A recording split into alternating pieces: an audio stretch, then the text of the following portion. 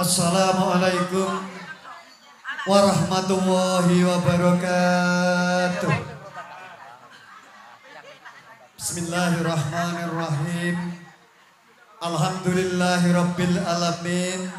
Assalatu wassalamu ala asrafil imamil anbiya'i wal mursalin sayyidina wa maulana Muhammadin wa ala alihi wa sahbihi ajmain amma ba'd. Wonten ngarsanipun para alim, para kiai, para sesepuh, saha para aji sepuh ingkang satuhu kinurmatan. Wonten ngarsanipun para pepunden, para pangemban-pangembating praja satriyaning negari ingkang lebda ing pitutur luhur satuhu kawula pekteni. Wonten ngarsanipun para pamirsa sutresna kagum miwah putri ingkang satuhu kinabekten. Saderengipun kawula matur haminangkani talanging atur saking warga pagelaran sandiwara barungan bagus budaya sakotra ingkang mijil saking lalatan dusun Kutuk Kecamatan Undaan Kabupaten Kudus ingkang dipun sesepuhi dening panjenenganipun Bapak Hadinata.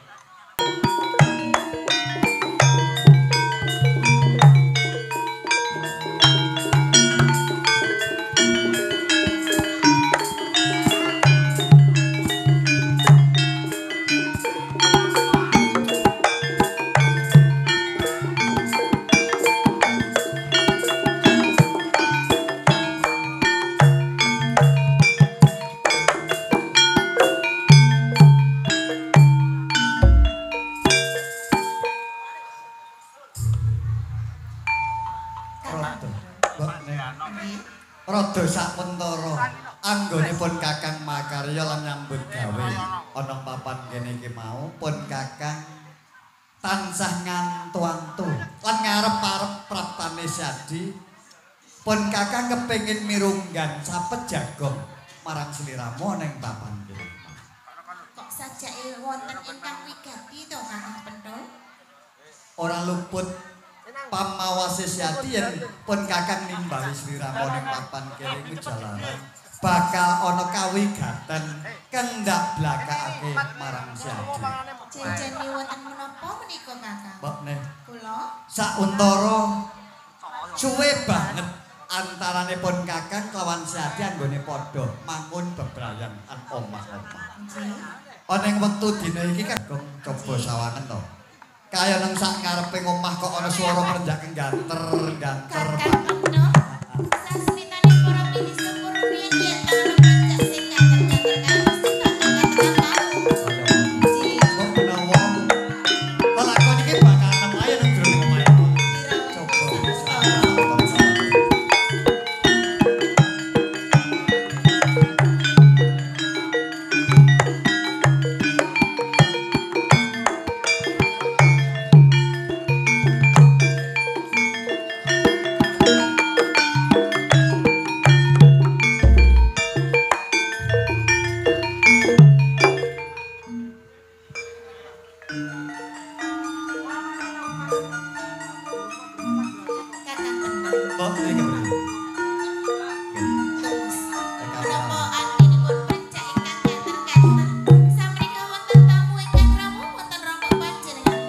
durung wae. Syadi ndak aturi semene sawetara pun Kakang bakal murba lan masesa marang naungan kang nembe wae prapta.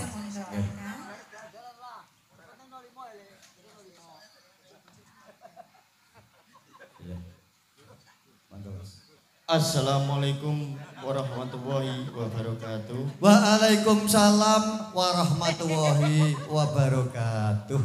Nuwun sewu Bapak saha Ibu. Ing mriki mboten kok ateges kawula menika tambuh kalian jengandika sak kulawarga menika mboten jer nembe sepindah menika kula mangertos kalian pasuryan jengandika sak kulawarga. Lajeng ing mriki kula badhe nderek pitepangan jengandika sak kulawarga menika piagung luhur saking pundi lajeng dipun paringi jimat saha asma sinten Bapak saha Ibu. Ngeten kaki pentol dalan ini tembem. Mekaten. Kula kalih keluarga Bapak Kolik dalah Ibu Saripah. Sing kaping sepindah badhe silaturahmi wonten rompok kaki pentol dalah Nini Tembem. Kados makaten. Sing kaping kalih kula talang atur saking keluarga Bapak Kolik dalah Ibu Saripah. Ning mriki Bapak Kolik dalah Ibu Saripah badhe netepi adat tanah Pulo Jawa nggih menika Bucal Sukerto. Ingkang putra asma Rokim Anjis. Putra menika boten gadah sanak sadang sedulur ingkang nandhang Sukerto ontang anting. Kapoleh dipasrahaken dening kaki pentol dalah Nini Tembem Mekaten. Nggih. Nuwun sewu. Talangi ngatur ing mriki gandeng wonten pawonganipun Bapak Kolil Ibu Saripah kepareng kula badhe murba saha masesa dumateng panjenenganipun Bapak Kolil Ibu Saripah. Bapak Kolil Ibu Saripah sowan jengan dika kala wau cundhuk kalian talangi ngatur sepindah silaturahim wonten ing rompoke kula ingkang angka kalih badhe masrahaken Atmaja putra jengan dika dumateng kula. Napa kintenipun jenengan nggih badhe maringke putrane dhateng kula ikhlas. Ikhlas lahir batin. Mengke gegek jenengan getun utawi keduwung. Mboten. Ibune ikhlas Bu maringke putrane. Lajeng jengan dika imah-imah kalian panjenenganipun Bapak Kholil menika sampun kagungan putra napa leres putranipun namung setunggal kakung menika Bu. Boten kagungan tunggal malih-malih. Namung setunggal. Mongko ujaring asepuh biyen. Sok sapa wae pawongan titise anak Adam Ibu Hawa ingkang kagungan putra mongko setunggal kakung kenging kawestanan bocah lair ontang anting. Niku nek kakung. Nek pawestri setunggal unting-unting. Ing mriki jengan dika sak kulawarga kagungan Sukerto putranipun lair ontang anting. Menawi to jengan dika badhe maringaken putrane jenengan dumateng kula tartamtu badhe kawula tampi Bapak saha Ibu gandeng Atmaja putra jengan dika ing mriki sampun kapasrahaken dumateng kula nggih.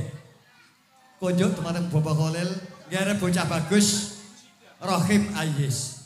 Wiwit dina iki sliramu wis dudu putrane Bapak Kholil lan Ibu Saripah meneh. Ning sliramu wis dipasrahake marang Raden Pentol lan Nyai Tembem. Sampeyan dadi anakku mriki. Sampeyan melu aku. Ngoten. Nggih, jejer kalih bapak lho. Jejer kalih bapak lah ngoten. Kersane ora kaya wong pegatan. Bapak Ibu, ing mriki gandeng putrane jenengan sampun kawula tampi. Boten kok teges kula nundung kalian jenengan kekalih boten. Ing mriki mbok bilih tasih wonten pedamelan ing pepungkuran ingkang dereng dipun rampungaken Bapak Ibu. Monggo sugeng kondur pangestune jenengan ingkang kula suwun. Assalamualaikum warahmatullahi wabarakatuh. Waalaikumsalam warahmatullahi wabarakatuh. Sugeng kondur Bu. Sik Bapak salaman kali anake. Nggih salaman. Kondur.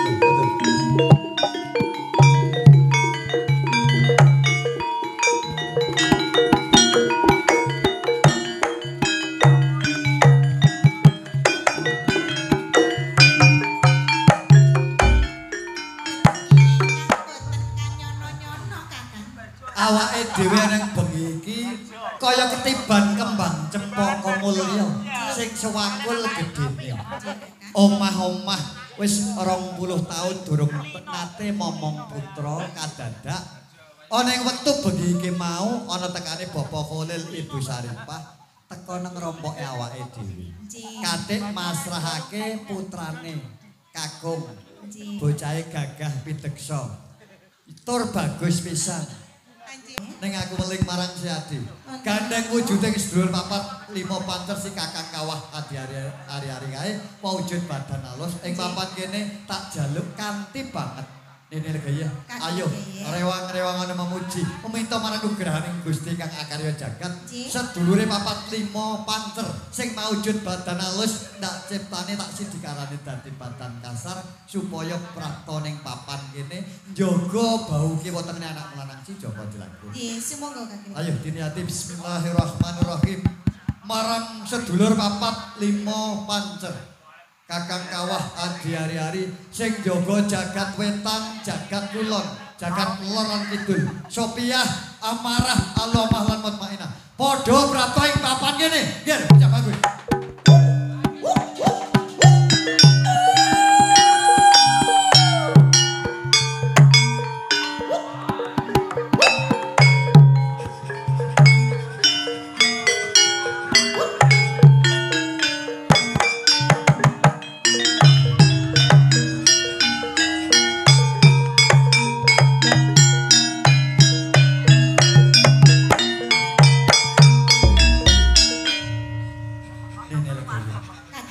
Ing papan kene kadange tuwa anak melenang si Joko Jelagur, Kakang Kawah Adi Hari-hari ndak siji karo Patipatan Kasar wis maujud prapta ning pangarepane awake dhewe. Yen to menika sedulur papatipun si Joko Jelagur kakeleke. Yen kowe kepengin mangerteni nadyan kaya ngene ning dheweke bisa tata jalma. Kaya satataning jalma manusa lokal.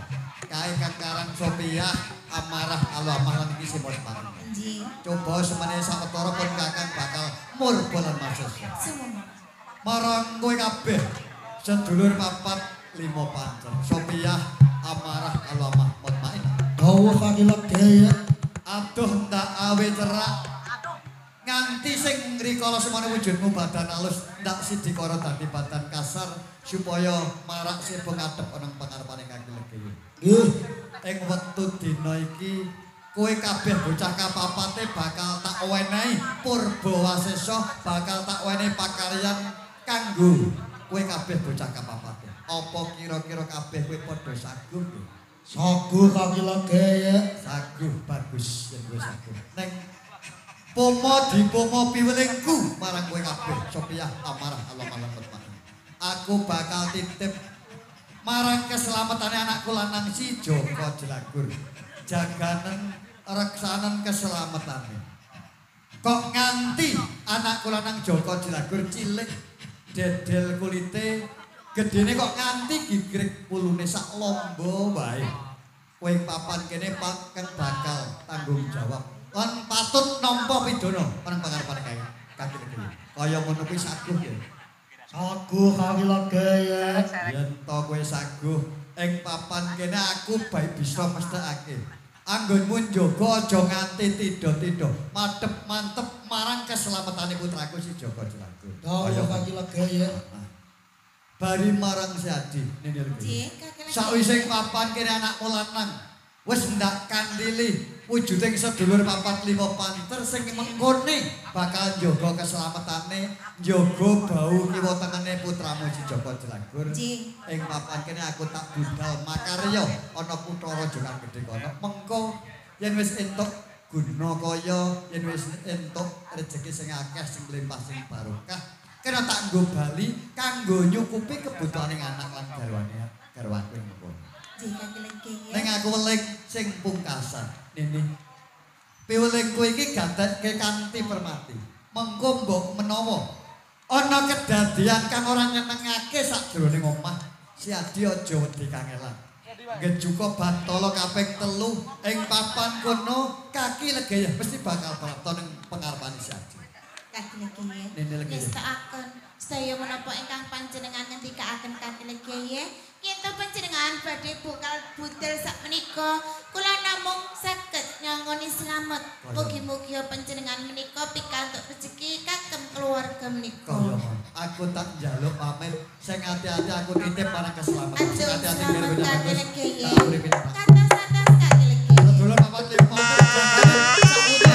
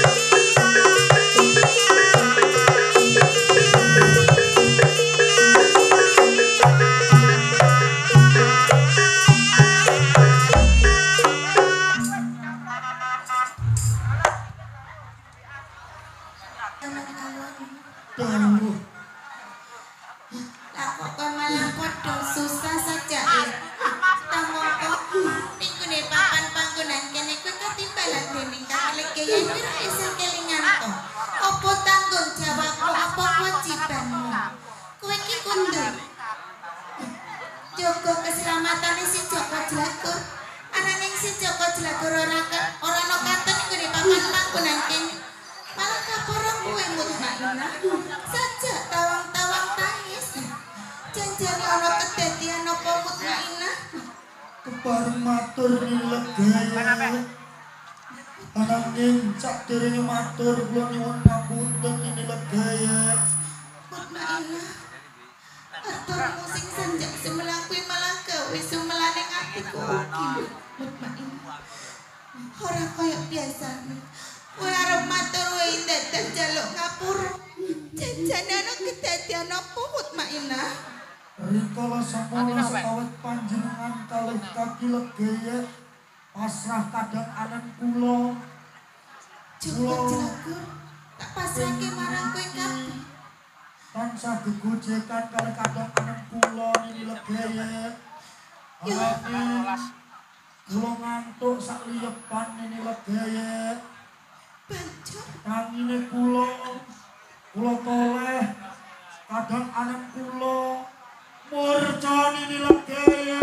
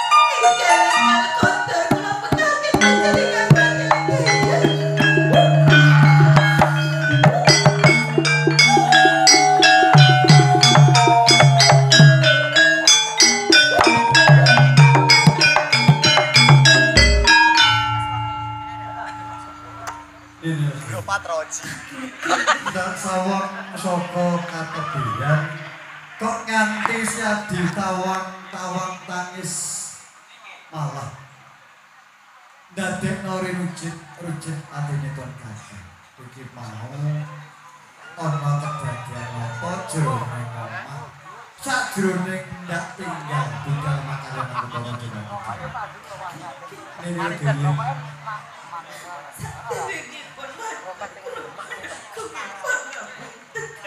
dhewe iya, ana kedadian apa?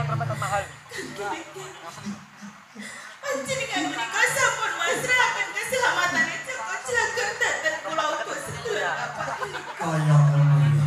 Ananging kasunyanan dinten menika boten kados ingkang kula lan panjenengan kersake kakelingking. Banjur lara-lara yang kedadian apa coba. Atine ditata luwih dhisik, anggone muwun tak aturi meneng sawetara timen gamblang. Anggonipun Kakang Mongko. Sasampunipun panjenengan menika tindak ngupati wonten kutha raja. Kaya ngono. Kula kaliyan sedulur papat menika sampun jagi keselamatan Joko Jlagur. Kanthi sae kanthi kula ananging kedadosan sak menika Joko Jlagur marca. Anakku ya.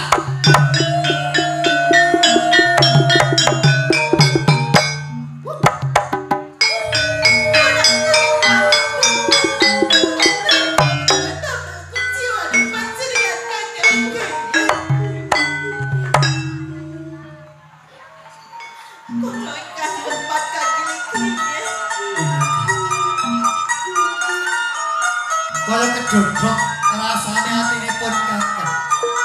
Bareng siadi ngandhakake yen ta wektu dina iki Atmaja Pramu Joko Jlagur maraca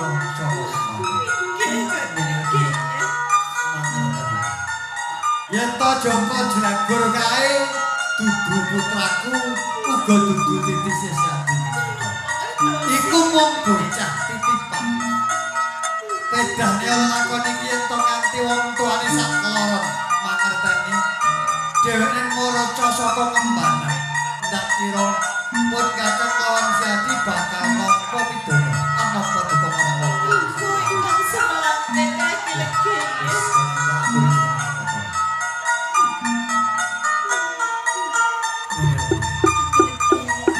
kok tangi sono nganti loe Siadi kuwi metu gedhe dipasane.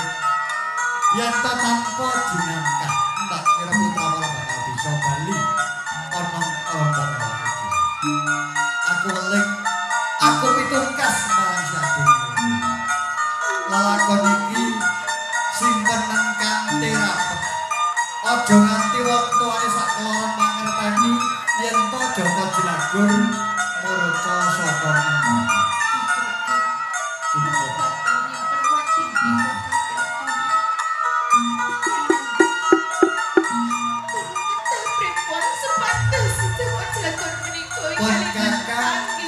Jejering wong lanang. Aku sing tanggung jawab ngreksa njaga keselamatan ibu tamu sakloron. Tak golekane lan si Joko Jlagur mumpung durung adoh Siadi. Aja wedi Kang Elang. Panjenengan sanggar pamalengan meminta marang nugeraning Gusti Kang Akaroja. Aja pisan-pisan juga yen temen Kang.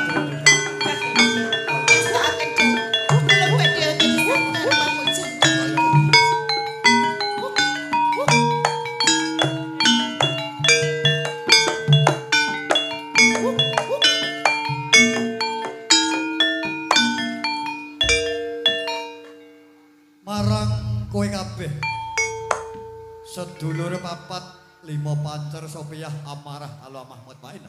Awuh kakilak gaya. Aku ndak takon pitakon kuwi ki wangsul ana kanthi gamblang cetha tur wejang. Nggih.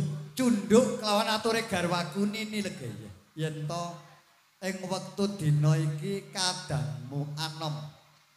Ya si Joko Jlagur dheweke maraca saka Ngembanan. Ya ilang saka omah. Apa ya bener? Leres kakilak gaya. Banjur tanggung jawabmu bocah papat Sing rikala semono ndak aturi njogo marang keselamatane anak kula nang si Joko Jelagur. Tanggung jawabmu papan ana ngendi? Coba. Banjur sing tanggung jawab kudune iki kowe. Kalebu kowe. Sopo ya? Ing papan kene yen to nganti anak kula ora bisa bali nang pangarepane kakil gaya mesti aku bakal nampa pidur. Kalebu kowe. Iki aja enak-enak turu. Iki tunggale. Sopo ya? Kudune iki kowe malu tanggung jawab. Aja kok sak penakmu dhewe. Aja kok akeh sak kowe luput. Kowe yen mung tak pidana. Aduh kapila. Larane atimu isih gempal ratane. Atine kaki legaya jalaran aku kelangan anak. Iya apa ora? Iya apa ora? Kalebu kowe. Kowe ya tunggale, iki sing tuwa dhewe. Nek kudune kowe bisa tanggung jawab ngreksa keselamatane kadangmu. Ning lakon iki kriwikan dadi grojokan. Piye? Piye? Lara. Lara meneh. Lara kaki lega. Lara. Nek larane ora sepiro. Ning larane atine kaki legaya. Gempalane atine kaki legaya kuwi kaya rinujit-rujit tak kandhani. Ning papan kene menelem. Sopo ya? Dawuh. Kowe kuwi tak dawuhi njaga. Keselamatane kadangmu. Ning nganti dhewekne ilang saka omah, kudune tanggung jawab. Biyen kowe tau meling marang aku. Jiwa lan ragaku badhe kula ancungaken temen kadang kula. Ning kasunyatane dhewekne ilang saka omah. Iki kudune kowe ya melu tanggung. Iki giliranmu. Lara, meneh. Meneh. Iki tunggale. Sopo ya? Ing papan kene nganti lelakon iki dibrung wong tuane. Kowe aku bakal nampa pidana. Sik. Iki gilaran. Kok tangi sono nganti lohmu metu getih, ndak kira yen ora kok goleki kanthi permati, ora bakal bisa bali. Kalebu. Sing kudune tanggung jawab ki kowe. Uga kowe. Nek kudune kowe gelem golek cara amrih baline kadangmu anom si Joko Jelagur. Ning lelakon iki kowe ora nggatekake. Areh perintah kaki legaya. Mula kang saka kuwi Sophia amarah Allah Mahmud Mainah. Dina iki tak jaluk kanthi banget. Gandeng kowe kuwi sing bisa manjing ajur-ajer, sing bisa mencala putra, mencala putri. Wektu dina iki golek ana marcane kadangmu si Joko Jelagur. Aja pati-pati bali menang pangarepane kaki legaya yen durung bisa gandeng marang kadang wanom si Joko Jelagur. Sophia amarah Allah Mahmud Mainah. Budal tak pestoni kan bener. Dawuh kaki legaya.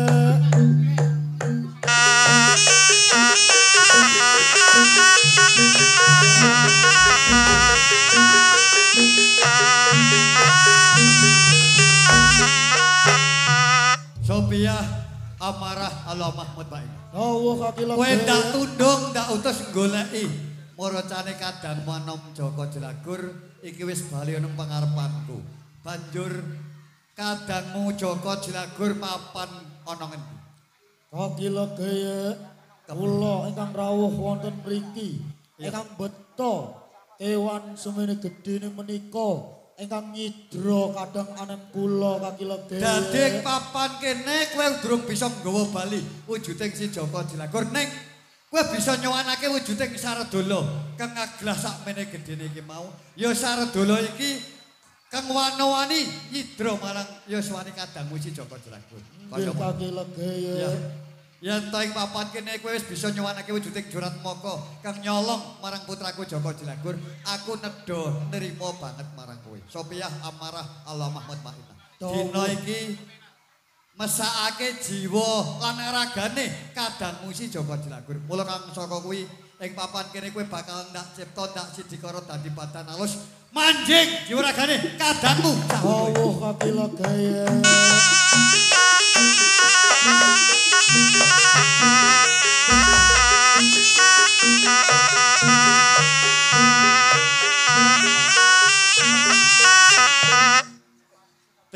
Tejo solaksana tejane wong anyar katon.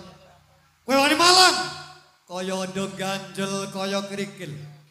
Yen kowe bisa tata jalma kaya satataning jalma manungsa lumrah. Sapa kang dadi aranmu? Lan saka ngendi papan dunungmu? Sana.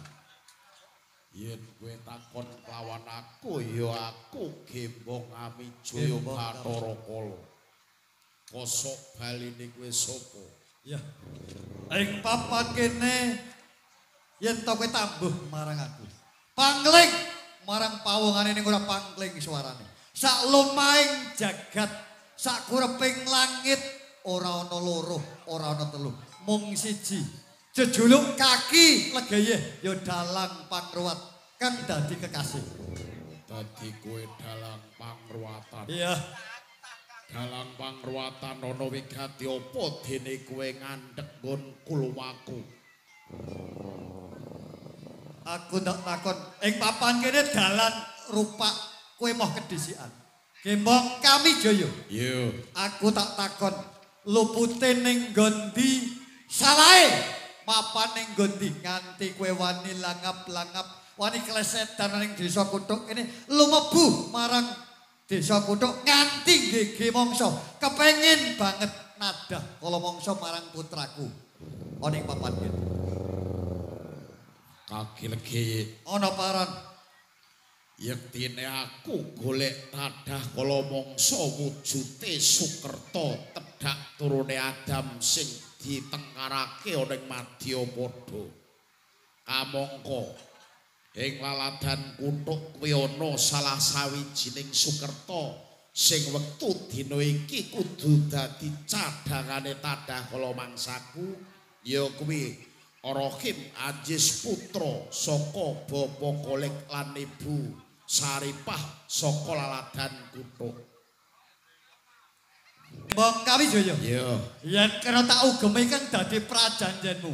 Wataking satriya ing tanah Jawa. Aku ora bakal mblenjani, aku ora bakal ngapusi kang dadi janjiku. Yen to mung raga kang kanthi lan sukma.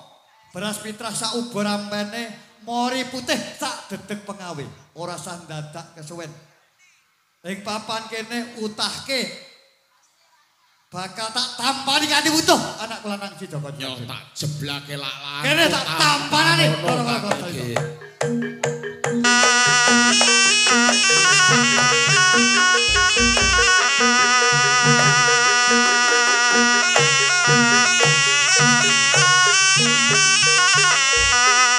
Kareping omah kok ana rame-rame banget. Sajaer penetamu kan bakal mratoh. Jika kilegaya. Coba. Malah kaporo menika panjenengan pirsani klendang-klendang menika kaki legaya.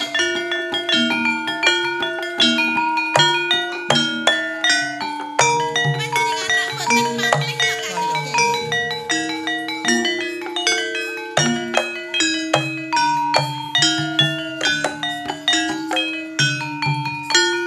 Sesane ketok ke kamera.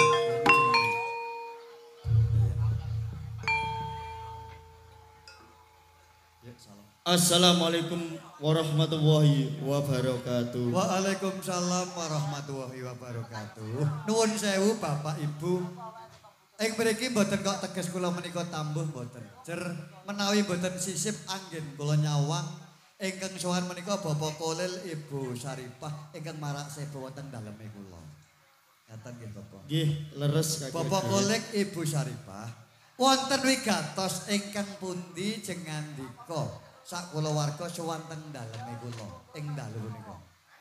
Ngeten kaki legi dalan ini legi ya. Sing kaping sepindah keluarga Bapak Kolek dalah Ibu Suripah badhe ngaturaken silaturahmi wonten kaki legi dalan ini legi ya. Makaten Sing kaping kalih keluarga Bapak Kolek dalah Ibu Suripah badhe ngajak wangsul putrane sak kaperih sampun digula mentah dening kaki legeyek saha nini legeyek. kados mekaten. Sing kaping 3 keluarga Bapak Kolek dalah Ibu Suripah badhe maringi bebungah utawi sedekah dumateng kaki legeyek dalah nini legeyek. Bapak Kolek Ibu Saripah. Sowan jengandika sepisan silaturahmi naming angka kalih badhe nyuwun wangsul putrane jenengan ingkang rikala semanten kaparingaken dumateng kula. Kanthi beto olah-olah beto bebungah ingkang sak manten kathahipun sedya kadamel bebungah kula saha garwa kula ugi kadamel nebus atmaja putrane jenengan ingkang rikala semanten kaparingaken dumateng kawula. Nggih, leres lagi-lagi ya. Menawi to jenengan dika kekalih sampun ikhlas badhe paring bebungah kula saha garwa kula badhe kula tampi ikhlas Pak Bu nggih. Nggih, lahir batin. Nini legi ya. Ndak aturi nampa paring bebungah saka panjenenganipun Bapak Kolik Ibu Saripah. Kene-kene niki dipun tampi.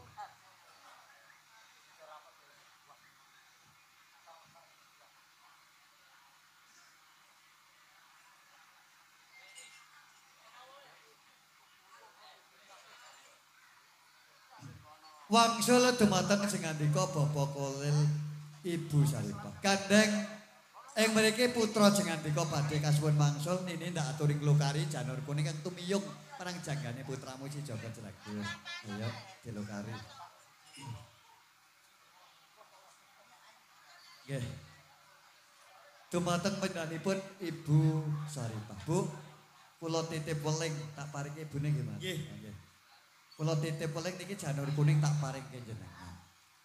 Janur kuning niki mengke deket ngandhapipun anggenipun Putra Sari. Ngoten nggih, Bu. Didekek ngisor bantal nggih monggo, ngisor kasur nggih langkung prayogi. Sak suwene sepasar dina, 5 dina lawase, Bu. Lemengke nek sampun 5 dina dipun tilemi putrane jenengan pundhut, jenengan bucal. Ngoten nggih, Bu. Lah neng kula weling mengke nek gua janur kuning ampun teng dalan utawi teng wingking griya. Mengke nek dilangkahi jalwa menungso, mesakake tiyang sing langkahi janur kuning menika amargi teng mriku wonten reget ingkang dumunung saking jiwa lan ragane putrane jenengan. Pramila mengke nek pun sepasar dina jenengan pundhut jenengan bucal teng lepet teng kali, Bu. Ngoten nggih. Diniati ngeten. Bismillahirrahmanirrahim. Orang gua janur kuning, gua sengkalane anakku Rohim Ayis Joko Jelagur. Muga-muga selamat ora ana langan suwiji apa. Emut, Bu. Tak baleni nggih kersane cetha. Diniati bismillahirrahmanirrahim. Orang gua janur kuning, gua sengkalane anakku Rohim Ayis Joko Jelagur. Muga-muga selamat ora ana langan suwiji apa. Terus jenengan bucal. Ngaten. Lah, sing pungkasan Pak Bu, gandeng rikala semanten putrane jenengan saderengipun jenengan paringke kula jenengan paringi asma Rohim Ayis. Terus jenengan paringke kula. Putrane jenengan tak tambahi tetenger Rohim Ayis Joko Jelagur. Ora ketang sepisan Pak Bu, jenengan celukke jenengan timbali. Ngeten. Ger anakku Rohim Ayis Joko Jelagur ayo takjak Bali. Ngeten nggih Pak Bu. Niki diwiwiti saking Bapak Kolik rumiyin. Monggo Pak, tak aturi nimbali putrane. Ger anakku Rohim Ayis Joko Jelagur. Gitu Pak. Ayo tak Bali. Nggih Pak.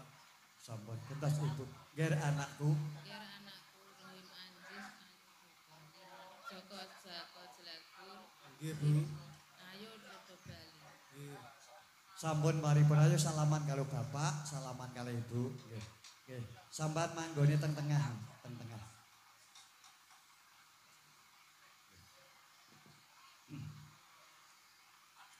Pamungkasing adicara ing dalu punika monggo tunjuk Bapak Kolil Ibu mriki. Putra Kolik nggih, Bapak Kolik Ibu Sari. Mriki Mas nggih.